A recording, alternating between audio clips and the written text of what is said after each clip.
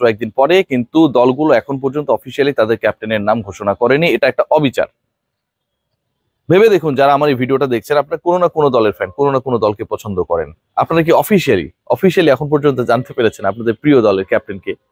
অথবা আপনাদের opponent team, অন্য দলগুলো তো আপনাদের অপোজিশন হিসেবে মাঠে নামবে, তাদের ক্যাপ্টেনকে, ঢাকা ক্যাপিটালসের ক্যাপ্টেনকে, রাজশাহীর ক্যাপ্টেনকে, চট্টগ্রামের ক্যাপ্টেনকে, খুলনার ক্যাপ্টেনকে, রংপুরের ক্যাপ্টেনকে, এক্সেপ্ট বরিশাল এবং রংপুর, যদিও অফিসিয়াল অ্যানাউন্সমেন্ট আমরা সেভাবে পাইনি, বাকি 5টা দলের অবস্থা খুবই খারাপ। বরিশালে Tamim Iqbal Khan, he will be the captain, এবং সেটা আমরা টুকটাক ভাবে আমরা জানি তামিম নিতে চান না ক্যাপ্টেন্সি, কিন্তু কর্তৃপক্ষ তাকে ছাড়তেও চায় না। রংপুরের ক্ষেত্রে গ্লোবাল সুপার লিগ জয়ী অধিনায়ক নুরুল হাসান সোহান, তিনি ক্যাপ্টেন হবেন, এটা নিয়ে আসলে খুব বেশি ডাউট নেই। কর্তৃপক্ষ আকারে ইঙ্গিতে আনঅফিসিয়ালি বিভিন্ন সময় ব্যাপারটা ক্লিয়ার করেছে। কিন্তু বাকি যে 5টা দল রয়েছে, সেই দলগুলোর ব্যাপারটা কি? কারা ক্যাপ্টেন হতে পারেন, কারা ক্যাপ্টেন্সি আলোচনায় রয়েছেন? একদিন আগে টুর্নামেন্টের আমরা এখন পর্যন্ত ক্যাপ্টেন পাচ্ছি না। হার্দিক পান্ডিয়া নাকি রোহিত শর্মা, মুম্বাই ইন্ডিয়ান্সের ক্যাপ্টেন্সি কে করবে, এটা নিয়ে বিশাল একটা বিতর্ক হয়েছিল।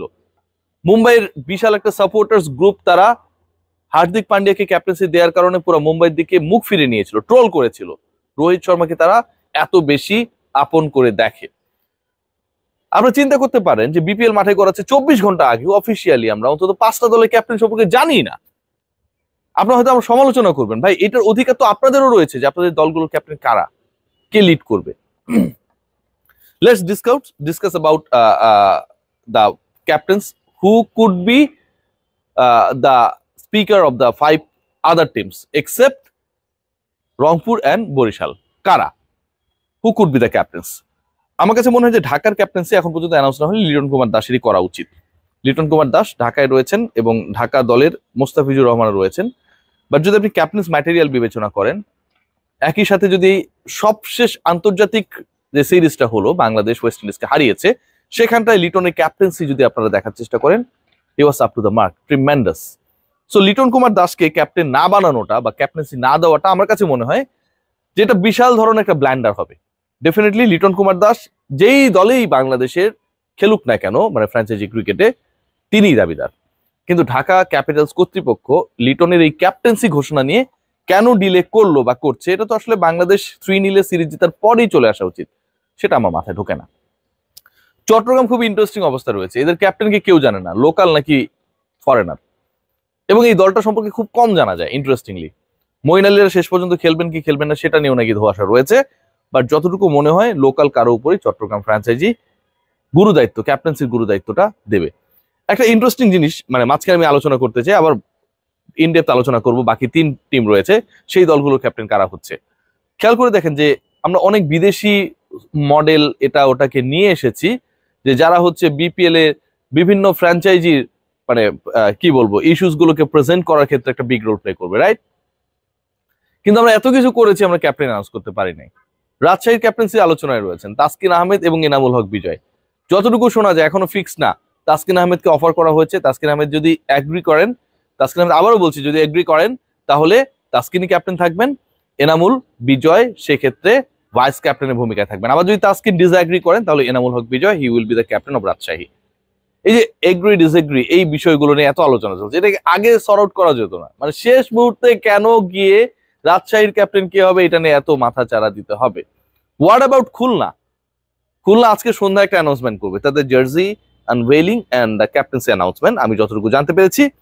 এবং খুলনায় যেহেতু মেহেদী হাসান মিরাজ রয়েছে, আমার গেস এবং আমি আমার সোর্স থেকে যতটুকু কনফার্মেশন পেয়েছি, শতভাগ তো বলার সুযোগ নেই যেহেতু এখন পর্যন্ত অফিসিয়াল অ্যানাউন্সমেন্টটা হয় নাই, Mehidy Hasan Miraz is going to be the skipper of Khulna. So Mehidy Hasan Miraz যদি ওখানটায় ক্যাপ্টেন্সি করে, আমার কাছে মনে হয় যে খুলনা দলটাও খুব একটা খারাপ না। নাসুম আহমেদ রয়েছেন, মেহেদী হাসান মিরাজ রয়েছেন, ওখানটায় না বাংলাদেশে আসলে এমন কিছু ক্রিকেটার রয়েছেন যারা একদম পুরো ম্যাচের মোড় ঘুরিয়ে দিবেন, নট লাইক দ্যাট, বাট তারা ইফেক্টিভ ক্রিকেটার। সো খুলনা টিমে Mehidy Hasan Miraz hopefully will be the captain. Sylhet নিয়ে যদি আমরা বলতে চাই, মাশরাফি বিন মুর্তজা খেলছেন না, আপনারা সবাই গতকাল থেকে জানেন, এবং মাশরাফি বিন মুর্তজার যে অ্যাবসেন্স, সেই অ্যাবসেন্সটা সবচেয়ে বড় প্রভাব ফেলেছে আসলে তাদের দল গঠনের ক্ষেত্রে। কারণ মাশরাফি বিন মুর্তজা যতটুকু পারফরমেন্স নিয়ে আসলে কাজ করতেন, তার থেকে ক্যাপ্টেন্সির ইস্যুটায় মাশরাফি বিন মুর্তজার উপর একটা বড় নির্ভরতা ছিল। সো ক্যাপ্টেন কে হবেন এটা নিয়েও আলোচনা রয়েছে, এবং সেই ক্যাপ্টেন্সি আলোচনায় সবচেয়ে আলোচিত নাম এই মুহূর্তে যতটুকু শোনা যাচ্ছে জাকের আলী অনিক অথবা জাকির হাসান, এই দুজনের একজন ক্যাপ্টেন্সির দায়িত্ব পাবেন সিলেট স্ট্রাইকার্সের। তাহলে যে ক্যাপ্টেন্সির হিসাবটা দাঁড়ালো, যদিও এখন পর্যন্ত আমরা অফিসিয়াল কোনো অ্যানাউন্সমেন্ট পাইনি 7 দলের ক্ষেত্রে।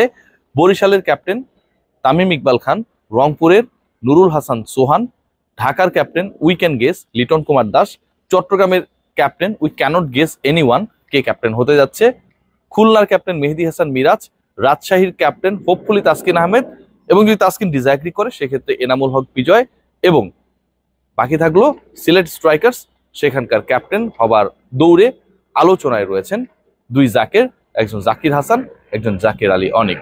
যেটাই ঘটুক না কেন ভাই, আমরা একটু কুইক অ্যানাউন্সমেন্ট চাই। ক্যাপ্টেনকে কেন্দ্র করে দর্শকদের আশা ভরসা স্বপ্ন অনেক কিছুই নির্ভর করে। আবার ক্যাপ্টেন যদি মনের মতো না হয় সেক্ষেত্রে অনেক ধরনের ক্ষোভও তৈরি হয়ে যায়। যা হোক, কর্তৃপক্ষ সেটা বিবেচনা করবে কে হচ্ছেন কোন দলের ক্যাপ্টেন, সেই অ্যানাউন্সমেন্টটা যেন আমরা তাড়াতাড়ি পাই। হেলিকপ্টার যাচ্ছে, ডিস্টার্ব করছে, আর ডিস্টার্ব করবো না আমিও আপনাদেরকে। সবাই ভালো থাকবেন।